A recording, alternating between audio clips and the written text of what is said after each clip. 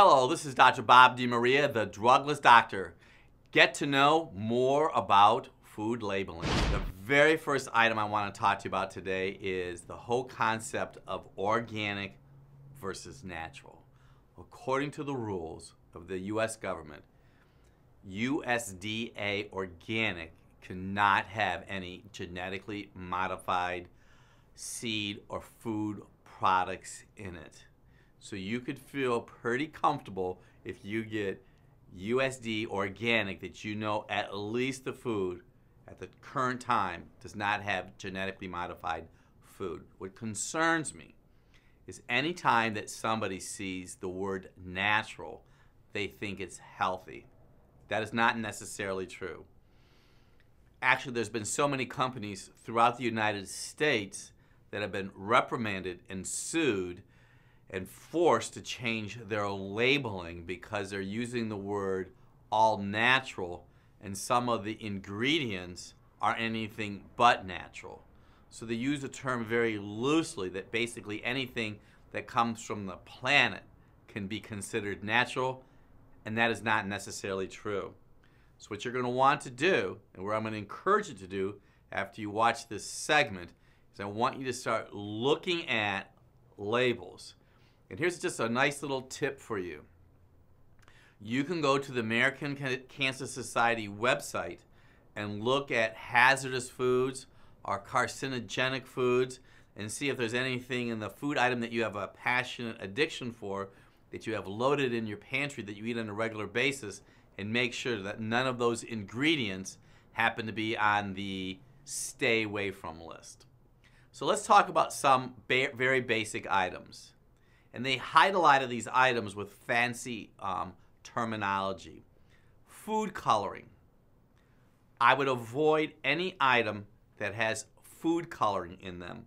They're going to call it Green Lake 1, Green Lake 2, Yellow Lake Blue. They use a variety of different code numbers that you're looking at that and say, what does that mean? And we don't even have any yellow coloring inside of these food groups and food packages. So I would avoid any package that has any food coloring, regardless if they say all natural food coloring.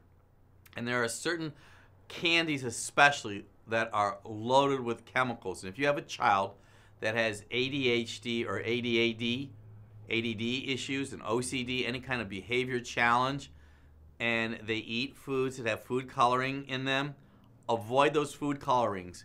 And those food coloring items, what I have found from my experience is that food colorings alter fat metabolism in the brain.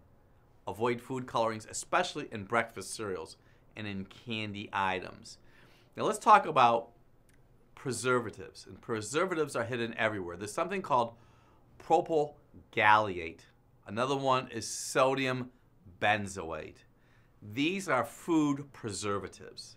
Even in sodas, if you look at your soda and you see sodium benzoate, that's a preservative. And what I have found from my experience can actually cause food allergies in your body.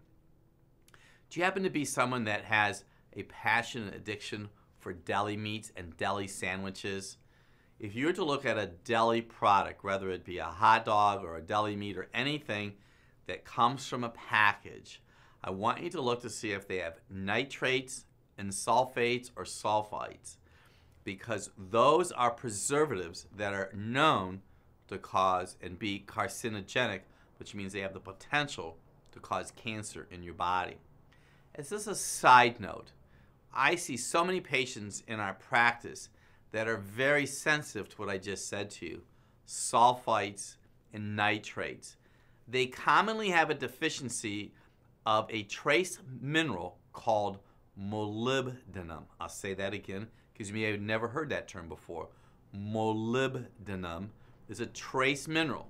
So if you're deficient in that trace mineral, those foods with sulfates and nitrates can cause a reaction in the body. What concerns me when I look at a bag of snack foods, and on the snack food it'll say all natural, and in a part of the all natural ingredients they'll have sugar, sugar in the form of dextrose, milled sugar, turbinado sugar. They'll also have cane juice. And unless that is an organic source, I would encourage you to avoid foods, which is really challenging today, but there are many products that do not have sugar in them. Now, the term artificial, anytime I see the word artificial, that should raise a flag up to get the alarm going off inside of your body. But even an item like Splenda, which most people say and consider it safe, which in our practice I've seen people have health challenges with Splenda. The other name for Splenda is sucralose. So if you see sucralose and you have a challenge with those items, be aware of that. Aspartame. Aspartame actually can cause skin rashes, headaches, blurred vision, and seizures in your body. There's another chemical, another product that's a sweetener, also fame potassium. I'm sure that you just bypass that with your eyes. Also fame potassium is often very commonly associated with sucralose. These are sweeteners that have to be processed by your liver. So I want you to be aware of that particular item. Trans fat is also hidden in food ingredients as partially hydrogenated oils. So trans fat, also partially hydrogenated oils. Now, if you see a package that says 0 grams trans fat on it, they can legally say that because underneath it'll say per serving. I want you to flip over the ingredients. Usually about partway in, it'll say partially hydrogenated oils. Avoid those food items because they can cause a disruption of normal fat metabolism in your body. Here's another one I want to share with you.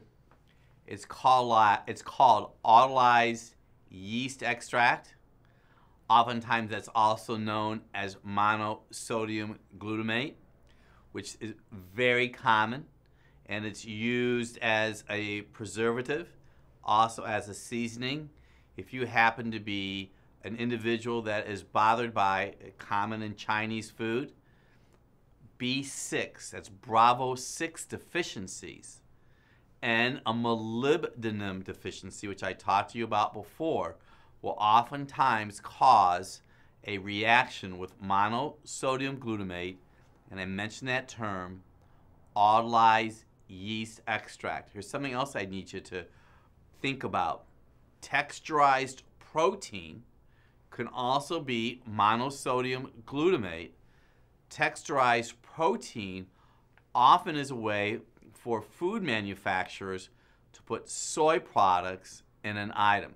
I just need you to be aware that some individuals can have challenges with soy. I don't encourage our male patients to use soy. Soy increases estrogen in a man's body. It'll do the same for a female. So I really don't encourage soy products for young children and also teenage girls, because anytime you put extra estrogen in the body, you're going to cause cell proliferation or growth, and we don't want that. Probably one of the largest nemesis is high fructose corn syrup. High fructose corn syrup stops a hormone in your body called leptin. Leptin tells you that you're full. So I want you to look for HFCS, that's high fructose corn syrup. One of the leading causes of obesity today is HFCS. You want to eliminate that from your diet. Oftentimes it comes from corn. Maltodextrin, don't be duped by that. It comes from corn source. Corn is genetically modified.